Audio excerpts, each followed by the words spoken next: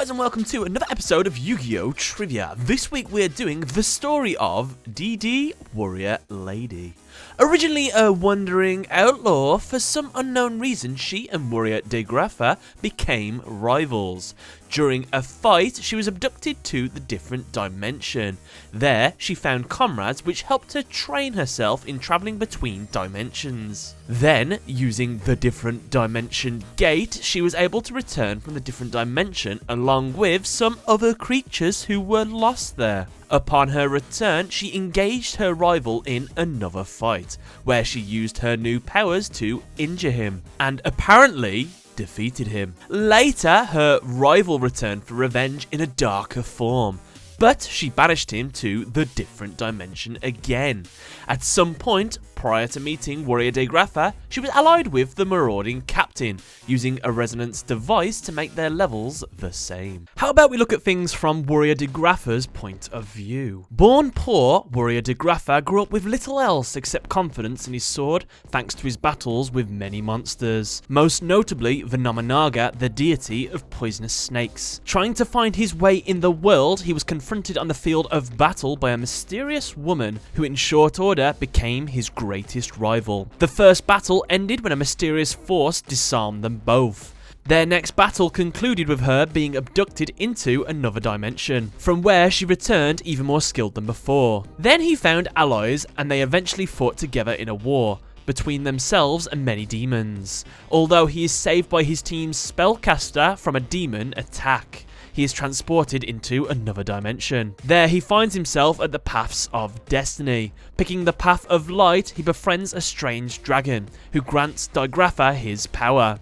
He later acquired a new sword and became a heroic knight. He then found two powerful swords of light, which worked with him. He would later enter a time portal universe where he made contact with his alternate, future dark self. In an alternate timeline, de Grepher would take the dark path instead of the light path. He later discovered he was fighting an evil version of himself, who would remain his adversary for a while. He later fought Umbral Horror Unform, but found himself outmatched by the creature. His adversary appears again, and they work together to defeat the Dark Beast. The adversary sacrifices his power to de Grepher in order for de Grepher to destroy the Umbral Horror Unform. But while the beast was defeated, de Grepher's weapon was damaged and rendered useless. After defeating another great demon through unknown means, de Grepher takes up the demon's sword to replace his broken sword. Unfortunately, the demon that de Grepher defeated was but an extension of its sword, and eventually sought de Grepher's body. Eventually he submitted, becoming a rampaging monster. Later he fought his rival again and was sent back to the different dimension. Going through the dimension hole, de Grepher ends up in a time portal universe, where he made contact with his light, future self. Both were surprised at seeing each other,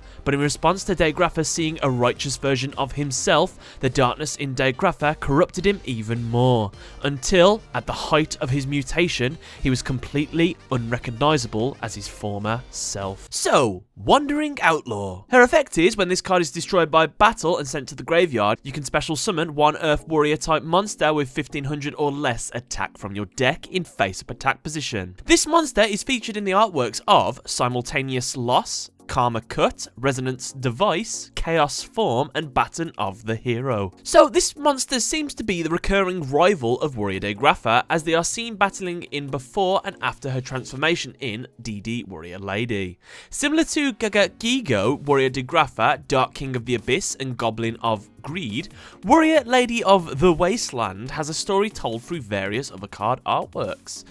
This card actually appeared in the anime. In episode 54, Reginald Van Hal III used this card during his duel against Chaz Princeton. He summons this card via the effect of Marauding Captain. Reggie then equips this card with Divine Sword, Phoenix Blade, increasing its attack. Later, Chaz activates the effect of an XYZ Dragon Cannon twice to destroy this card and Marauding Captain. Warrior de Grepher. His card text reads, "The warrior who can manipulate dragons. Nobody knows his mysterious past."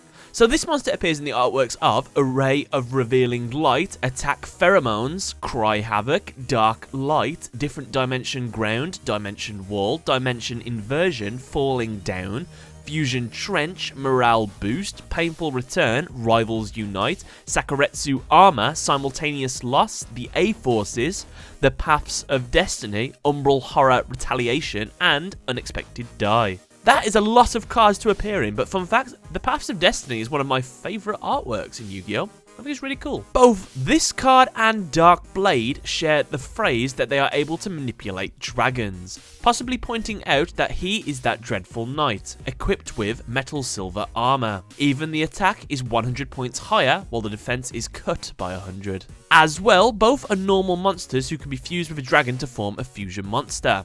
Dark Blade, the Dragon Knight for Dark Blade, and Ryu Senshi for this card. So this card has a Gemini monster counterpart, Night Day Grepher. It also has a Light Ray counterpart known as Light Ray Grepher, a Dark counterpart, Dark Grepher, and the 3 level forms, the Dark Lucius series. This monster too appeared in the anime. In episode 146, Grimo used this card in his duel against Yami-Yugi. He summons this monster in attack position. It gained 500 attack due to the Seal of Orichalcos. Yami-Yugi uses Dark Renewal to tribute the monster as well as Watapon in order to summon the Dark Magician. The monster later returns due to the effect of the warrior returning alive. When it is resummoned, the Seal of Orichalcos boosts it again. Much later in the duel, it is destroyed by the Dark Magician Girl, winning Yami-Yugi the duel. Don't forget to leave a like and let me know below who you'd like to see next week, but other than that, I want to say thanks a lot for watching. Catch you next time.